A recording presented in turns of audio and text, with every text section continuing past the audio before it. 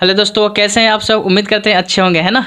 तो हम बातें कर रहे हैं, हम लोग का चल रहा है ऑप्टिक्स चल रहा है फिजिक्स। और उसमें मैंने बताया था गोलीय दर्पण के लिए आवर्धन सूत्र, गोलीय दर्पण के लिए आवर्धन सूत्र मैंने बताया था। और उसमें बताया था कि m बराबर -v/u होता है। उस सूत्र मैंने प्राप्त करके आप लोग को दिखाया था, शायद याद आ गया होगा अगर आप वीडियो को देखे होंगे तो उसके आगे हम बातें आज करने वाले हैं। उसमें आप लोग का आवर्धन बताए थे m बराबर -v/u, चाहे दर्पण अवतल हो चाहे दर्पण उत्तल हो, दोनों के लिए सेम होता है। ये बातें हमने कर चुके हैं। आज का जो टॉपिक है हम लोग का प्रकाश का अपवर्तन, उसके आगे का टॉपिक प्रकाश का अपवर्तन की बात करेंगे आज। हाँ, तो चलते हैं प्रकाश का अपवर्तन के लिए शुरू करने। ठीक है, तो लिख लेंगे, हेडिंग लगा लेंगे आप लोग कि प्रकाश का अपवर्तन। ध्यान दें जरा सा, प्रकाश का अपवर्तन बोलते हैं इसको रिफ्रैक्शन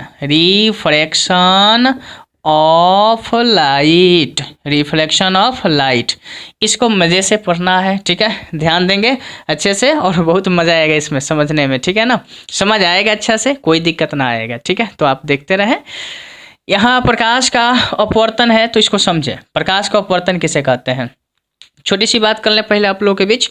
देखिए, प्रकाश का अपवर्तन उसे कहेंगे कि देखिए आप लोगों ने पढ़ा था प्रकाश का परावर्तन, उसमें पढ़े थे, थोड़ी सी बातें कर लेते हैं पीछे। प्रकाश के परावर्तन में पढ़े थे कि जब कोई प्रकाश किरण किसी सतह पर आकर टकराती है, टकराकर उसी माध्यम वापस लौट जाती है, तो इस घटना को प्रकाश का परावर्तन कहा जाता है। लेकिन अब वो चीज़ नहीं, हम लोग यहाँ पढ़ना है प्रकाश का अपवर्तन। क्या पढ़ना है? प्रकाश का अपवर्तन, है ना। तो यहाँ क्या होगी बातें, सो देखें। देखिए इसका होगा कि जब प्रकाश विरल माध्यम से सघन माध्यम में प्रवेश करता है तो उसकी दिशा मुड़ जाती है। तो इस घटना को प्रकाश का अपवर्तन कहा जाता है, ठीक है। ध्यान रखेंगे ये। चाहे इसको ऐसे बोल सकते हैं, जब प्रकाश एक माध्यम से दूसरे माध्यम में गमन करता है तो उसके दिशा में हुए परिवर्तन को प्रकाश का अपवर्तन कहते हैं। यही चीज भी बोल सकते हैं, ठीक है। तो चलिए दिखाते हैं आप लोग को चित्र से, आइए जल्दी से देखें। यहाँ है एक सतह है हमारे पास, क्या है, एक सतह मैंने लिया, एक सतह हो गया। यहाँ से कोई किरण आई है और ये किरण आई, इसको बोलते हैं आपतित किरण। का नाम क्या है? आपतित किरण। और ये आपतित किरण है, इस सतह पर टकराई ना, तो इस बिंदु को बोलते हैं आपतन बिंदु। ध्यान रखें, ये आपतन बिंदु है, इसका नाम है आपतन बिंदु। ध्यान रखेंगे, मैंने बोल दिया यहाँ पर आपतन बिंदु। ये पहला माध्यम, हम इसको बोलेंगे माध्यम नंबर 1 और इसको बोलेंगे माध्यम नंबर 2। ध्यान देंगे, माध्यम हमने कितना लिया है? 2 माध्यम मैंने लिया, माध्यम 1 और माध्यम 2। तो माध्यम मैंने 2 को लिया है। तो पहले माध्यम को हम लोग बोलते हैं, इसको बोलते हैं रेरर मीडियम, और सेकेंड वाले को बोलेंगे डेंसर, DENS, या डेंसर मीडियम। अब डेंसर मीडियम को इसको बोलेंगे सघन माध्यम। ध्यान रखिए, सघन माध्यम मैंने लिया। माध्यम यह है माध्यम नंबर 1, माध्यम नंबर 2। तो पहले माध्यम को हम लोग कहेंगे, मैंने लिया विरल माध्यम। पहले वाले को क्या लिया मैंने? विरल माध्यम। हिंदी में इसको बोलेंगे विरल माध्यम, ठीक है। अंग्रेजी में क्या बोल देना है? Rarer medium. इसको बोलना है हिंदी में क्या बोलेंगे? इसको सघन माध्यम। अंग्रेजी में क्या बोलेंगे? डेंसर मीडियम, ठीक है। तो माध्यम मैंने 2 लिया। अब भाई किरण आई है, तो देखिए यहाँ पर आई, और आने के बाद हम करते क्या है, ये किरण ना, इसको जाना चाहिए, ऐसे किरण जाएगी, लेकिन यहाँ पर हम एक अभिलंब डालते हैं। ध्यान दीजिएगा, इस पॉइंट पर मैंने एक अभिलंब डाला, अभिलंब खींच दिया। गौर करें, अभिलंब का मैंने नाम रखा n डैश, ये अभिलंब है। और इसको लिख देते हैं नाम, इसका नाम है अभिलंब। इसका नाम क्या रखा मैंने? अभिलंब। किरण आई है यहाँ से, और यहाँ पर अभी आपतन बिंदु इसको बोला मैंने, और यहाँ किरण, इस यहाँ पर मैंने क्या डाल दिया? अभिलंब डाला। अब गौर करें, किरण को ऐसे चले जाना चाहिए, किरण को ऐसे जाना चाहिए, क्योंकि किरण आ रही है ना इधर से डायरेक्ट, तो ऐसे जाना चाहिए। इस किरण का नाम मैंने रखा, ये किरण P है, और इस किरण को मैंने बोल दिया P डैश। ऐसे जाना चाहिए किरण। इस किरण का नाम है आपतित किरण, है अभिलंब। तो एक बीच में जो कोण बनता है उसको बोलते हैं आपतन कोण। इसका नाम क्या है? आपतन कोण। आपतन कोण को किससे सूचित करते हैं? आई से, ठीक है। आपतन कोण को आई से सूचित करते हैं, तो मैंने यहाँ पर लिख दिया। अब आगे बातें करते हैं। सो देखें, यहाँ से एक किरणें ना देखिए जाना चाहिए ऐसा, लेकिन जा नहीं पा रही है किरण। क्यों नहीं जा पा रही है? माध्यम चेंज हो गया है। माध्यम चेंज हुआ ना तो इसकी दिशा मुड़ेगी, तो देखिए ये मुड़ जाती है। देखिए यहाँ से इसको ऐसे जाना चाहिए, लेकिन किरण झुक गई, मुड़ गई। और इसका मैंने नाम रखा, देखिए इसका नाम मैंने रखा क्यू। क्या नाम रखा इसका? क्यू। यहाँ जो कोण बनेगा ये अपवर्तन कोण आर होगा। और इस किरण को बोलते हैं, देखिए झुकी ना है किरण, एक किरण का नाम है अपवर्तित किरण। इधर हम इंडिकेट कर देते हैं, ध्यान रखेंगे। एक का नाम है अपवर्तित किरण, अपवर्तित किरण इसको कहेंगे। तो अब जरा ध्यान दीजिए, अपवर्तित किरण है क्या है? अभिलंब के बीच बना कोण जो होता है ना, उस कोण को बोलते हैं अपवर्तन कोण। अपवर्तन कोण बोलेंगे इसको। हेजा कौन सा कोण देख रहे हैं? आपतन कोण। तो परिभाषा इसका भी हो जाएगा। आपतित किरण का तो देख लिए परिभाषा, पहले आप लोग को प्रकाश के परावर्तन में भी बताया गया होगा, ठीक है। तो ये अपवर्तन की बात कर रहे हैं, इसमें हम लोग देख रहे हैं, ठीक है। तो यहाँ से हो गया। अब जरा देखें, आपतन कोण आई, अपवर्तन कोण क्या है? यहाँ पर आर है, ठीक है। कन्फ्यूजन मत करिएगा, अपवर्तन कोण की बात कर रहे हैं यहाँ। अच्छा, अब इसमें होगा क्या ना, किरण मुड़ गई। मुड़ी क्यों? बात यहाँ समझें। मुड़ने का वजह क्या है? मुड़ने का वजह है कि पहले हम विरल माध्यम, आप लोग जानते हैं कि विरल माध्यम में प्रकाश तेजी से गमन करता है और सघन माध्यम में प्रकाश थोड़ा कम करता है गमन, ठीक है। अपेक्षाकृत कम हो जाता है। विरल माध्यम में तेजी से प्रकाश गमन करता है और सघन माध्यम में थोड़ा कम। तो वही हाल है यहाँ पर। जब प्रकाश विरल में था, प्रकाश खूब तेजी से आया। आने के बाद जैसे सघन माध्यम में प्रकाश किरण आई, तब तक थोड़ा चाल में कमी, वेग में कमी, क्योंकि माध्यम चेंज। अब वेग में कमी तो कहाँ झुक गई? अभिलंब की ओर। अब रही बात कि अभिलंब की ओर कब झुकेगी, अभिलंब से कब दूर भागेगी। यहाँ पॉइंट नोट करेंगे आप लोग। किरण अभिलंब की ओर कब झुकेगी, अभिलंब से दूर कब भागेगी, यहाँ ध्यान दीजिए, है ना, यहाँ ध्यान दीजिए। तो गौर करेंगे आप लोग कि अभिलंब की ओर कब झुकेगी, तो गौर करें। जब प्रकाश है, लिख लेंगे, ध्यान में, ध्यान दें, ध्यान दें। जब प्रकाश विरल माध्यम से, ध्यान दें, कौन से माध्यम से? विरल माध्यम से अगर उस सघन में चले, विरल माध्यम से कहाँ चले? सघन माध्यम में, सघन माध्यम में जाए, माध्यम में जाए, चाहे प्रवेश करे, तो अभिलंब की ओर झुक जाएगी किरणें। देखिए है अभिलंब है ना, अभिलंब की ओर झुकी है। विरल माध्यम था, यानी सब है विरल। हवा जैसे मैंने मान लिया हवा, इसको मान लिया पानी, इसको माना पानी है, उसको क्या माना? हवा। तो हवा तो आपका विरल माध्यम हुआ, किसके अपेक्षा? तो पानी के अपेक्षा, ठीक है ना। तो ये हवा है, तो इसको मैंने माना, ठीक है। तो आप लोगों ने देखा विरल माध्यम से जब प्रकाश विरल माध्यम से कहाँ आए? सघन माध्यम में, तो किधर झुकेगी? अभिलंब की ओर। लेकिन उल्टा, जब यही प्रकाश अगर ये विरल से, यही प्रकाश, ध्यान रखें, पहला पॉइंट नोट करेंगे। दूसरा पॉइंट है कि जब प्रकाश, ध्यान रखेंगे, जब प्रकाश सघन से, कहाँ से? सघन माध्यम से कहाँ चले? सघन माध्यम से विरल माध्यम में जाए, विरल माध्यम में, तो अभिलंब से दूर भाग जाएगी, अभिलंब से दूर भागेगी। ध्यान रखना है, जब प्रकाश सघन से कहाँ जाए? विरल माध्यम में, तो अभिलंब से दूर भागेगी। नहीं समझे तो ध्यान रखें, यहाँ पर फिगर बना देते हैं। जैसे मैंने यहाँ लिया, ये देखिए, ये हम यहाँ पर अलग फिगर बनाते हैं। ये ऊपर वाला है, देखिए, इसको है खाली जो है ना, उसको बोलेंगे विरल माध्यम। खाली वाले को कौन सा माध्यम? विरल माध्यम। इसको मैंने हवा लिया, ठीक है।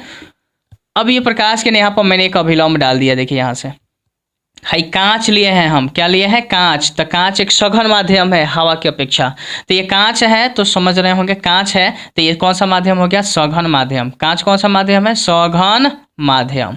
फिर यहाँ नीचे देखेंगे तो नीचे हवा हो गया, हवा। तो कौन सा माध्यम हो गया? तो हवा जो है विरल माध्यम है। कौन सा माध्यम? विरल माध्यम, ध्यान रखेंगे। तो यहाँ आपने देखा कि कांच एक कौन सा माध्यम है आप लोग के बीच? सघन माध्यम। ऊपर हवा विरल माध्यम, नीचे हवा विरल माध्यम।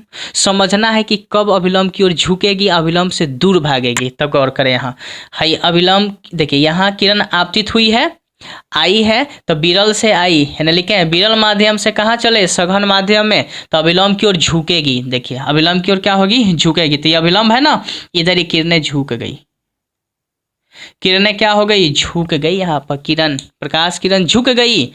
तो यहाँ झुक गई, थोड़ा मुड़ाव हुआ है। अब ये मुड़ाव हुआ है, अब देखिए अब ये कौन सा माध्यम है, ये पूरा सघने माध्यम में यही के अंदर चल रही है, तो सघन माध्यम है। अब जैसे यहाँ से बाहर जाएगी ना तुरंत, तो देखिए यहाँ एक अभिलंब डालते हैं, गौर करें, एक यहाँ अभिलंब डाला मैंने, अभिलंब डाला तो अब किरण ना सघन माध्यम है, अंदर है कांच जो है ना, कांच में जो किरण चल रही है, तो ये जो किरण है कांच में चल रही है तो उस सघन में है। अब सघन से विरल में जाएगी ना, तो अभिलंब से दूर भाग जाएगी। अभिलंब से क्या होगी, दूर भागेगी। ध्यान दीजिए, हेजा अभिलंब से दूर भाग गई किरण। क्यों, ये नियम ध्यान रखें, विरल से सघन तो अभिलंब की ओर झुकी, और सघन से कहाँ विरल तो अभिलंब से दूर भाग गई किरण, है ये दूरभागी है। ठीक है, तो इसी बात को मैंने यहाँ पर बताया है। तो हम उम्मीद रखते हैं कि आप समझ गए होंगे। नहीं बुझाया होगा तो एक बार थोड़ा सा पीछे कर लीजिएगा वीडियो और देख लीजिएगा, समझ आ जाएगा। ठीक है, तो चलते हैं आगे। फिर अब बातें हम करेंगे कि प्रकाश के अपवर्तन के कितने नियम हैं। ठीक है, प्रकाश का अपवर्तन के कितने नियम है। जो किरण मुड़ रही इसी घटना को प्रकाश का अपवर्तन कहते हैं, मैंने बता रखा है, डेफिनेशन लिख लिए होंगे आप लोग। अब बात करते हैं प्रकाश के अपवर्तन के कितने नियम है। तो देखिए प्रकाश के अपवर्तन के 2 नियम होते हैं, लिख लेंगे। क्वेश्चन पूछा गया क्वेश्चन कि प्रकाश के अपवर्तन के कितने नियम है, आंसर देंगे प्रकाश का अपवर्तन के 2 नियम है। समांगी माध्यम में किसी विशेष वर्ण के लिए प्रकाश के अपवर्तन के 2 नियम है। समांगी माध्यम में किसी विशेष वर्ण के लिए प्रकाश के अपवर्तन के 2 नियम है। पहला नियम समझे, नियम नंबर 1 लिख लेंगे आप लोग।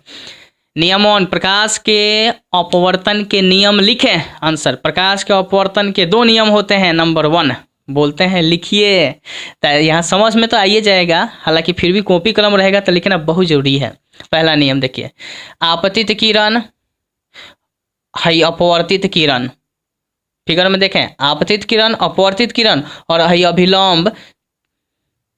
अभिलंब दोनों माध्यमों को अलग करने वाले आपतन बिंदु के एक ही समतल में होते हैं।